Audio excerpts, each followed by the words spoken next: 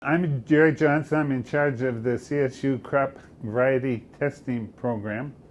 And myself and two different research associates, Sally Sauer and Ed Asfelt, conduct a variety testing program on multiple crops. So I'd like to just take 1 minute to talk about our crop variety testing program. We test 6 different crops. Sunflower that you'll see there under variety trials, and grain sorghum that's under there as well, and then wheat on the bottom. And then we got into biofuels here about 10 years ago and did 4 or 5 years of research on camelina for biofuel. Down here in the lower left you'll see a group of farmers who are listening to Wheat Field Day presentations that are for the most part done by our winter wheat variety winter wheat breeding program leader, Scott Haley, and we collaborate very closely with him for all of our wheat testing programs. Then up above that you can see some very long strips there, and that's our on-farm testing program. They're conducted in collaboration with about 30 different farmers in eastern Colorado and 5 different extension agents. So I did want to say that we've got a website, and so everything that I'm going to say today, in case you get tired and you want to just look it up online, is on www.csucrops.com, and that's open 24 hours a day. So you can take a look there at our testing program and all of our crop testing programs for all of our crops for the last 20 years, or almost 20 years. And so we're very thankful for our program. Up in the top right are myself and our 2 research associates that really do all the work. On the right is Sally Sauer, and on the left is Ed Asfelt. So I want to just spend a few minutes talking about the wheat variety testing program. And I am going to try to get to variety selection for this coming year. But just an idea of, there's our planter on the right, and plots, planter on the top left, and then plots on the center right there of how it turns out. And then we have wheat field days, and we put up these signs. And then that's myself and a graduate student. And just a word to say that not only do we do crop variety testing, but we also train graduate students. And then on the upper right there, you have our combine, and this is our plot combine we use to harvest all the plots. And in the lower right there, Sally Sauer and myself are taking height notes in one of our crop variety trials.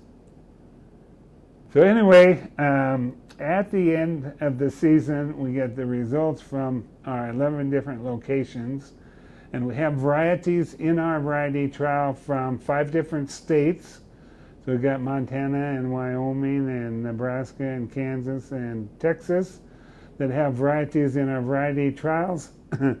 And then we have varieties from different seed companies as well. So we have a close collaboration with our seed companies. Syngenta and Westbred are big ones for us, but we also have Lima Grain and 2 private seed companies from Texas. And so we collaborate with them, and then we put out the results for 2000, in this case 2016, 2015-16 2-year averages, and then 3-year averages. Now, one characteristic of our variety testing program that's very important and that really sells the program is that we have an unbiased and reliable testing program. Okay, it's important when you select a variety for this coming fall that you use results from multiple locations and multiple years. So we have 33 different pieces of information in terms of averages, and behind each one of these averages is 3 different replications. So we essentially have 100 different pieces of information that are going into the averages of each one of the varieties that you see in the table. So just a quick look there, Antero we have or will talk a little bit about here. Oakley CL is a good variety from Kansas, a single gene Clearfield. SY Monument from AgriPro is high yielding there. And Legend is the new release, and it's done very well here in our variety trials for the last 3 years.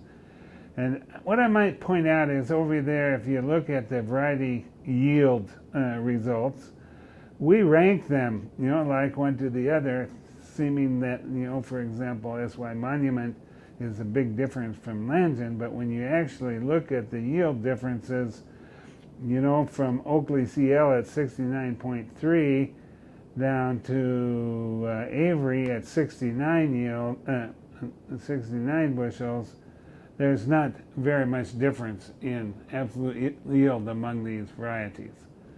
So what that means is when you look there, Antero, of course, is 5.3 bushels higher yielding than Oakley, so it's kind of in a class by itself.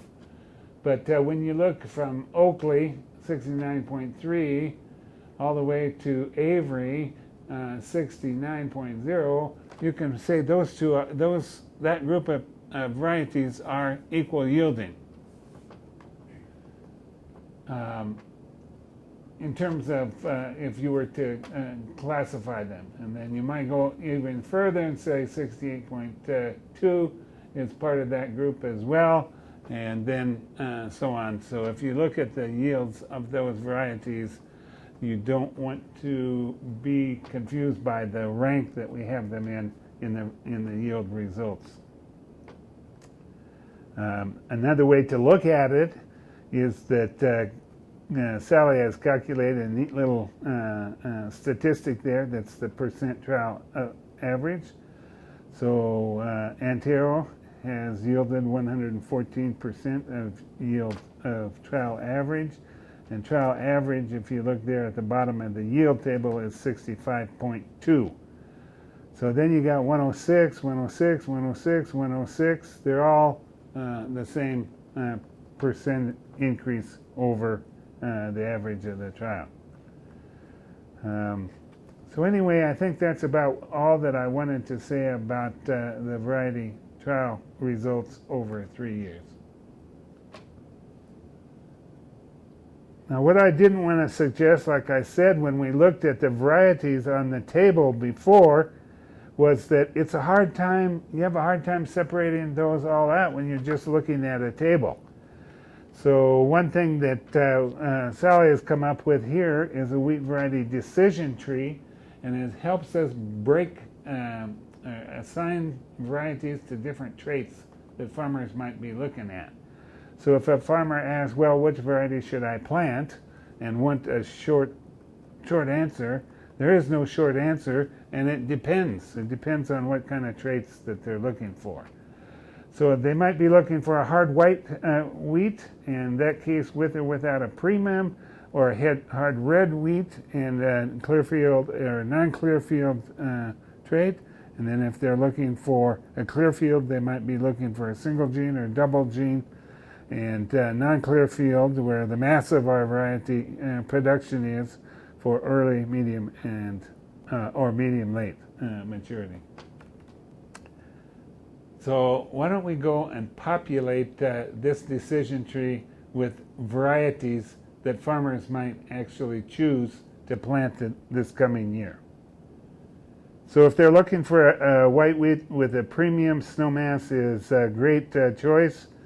These are premiums from Ardent Mills, and then Sunshine also gets a premium, but not as great a premium as Snowmass.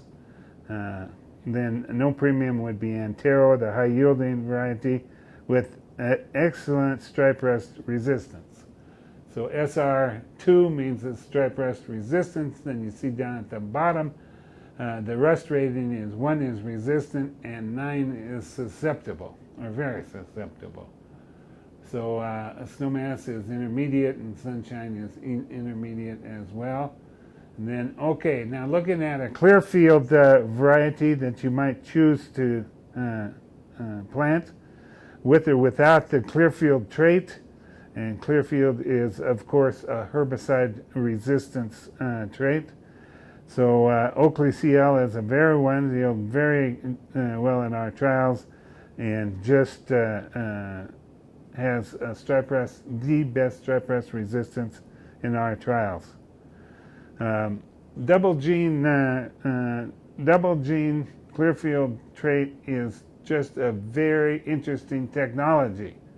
It's really a breakthrough technology, and one that should go to the front of the crowd in terms of varieties that Scott Haley has released in Colorado. And the reason being is that we have real bad winter annual grasses. So it can be volunteer rye, or joint goat grass, or cheatgrass as well. And some of these are very hard to control, like volunteer rye, and they're very deleterious in the grain. So you want to, as much as possible, you'd like to control them, and this technology allows you to do it because it's got a double gene resistance, so you can add methylated seed oil to your herbicide and be able to control them. So that's really neat. I really like that technology. Brala is a little lower yielding than some of the other varieties in the trials, but like I said, with this technology, it more than compensates with it, especially in years like now, because we have such low wheat yields, wheat prices, that it's beneficial just to use this technology, because your actual loss in dollars and cents is so much lower than when there are high wheat prices.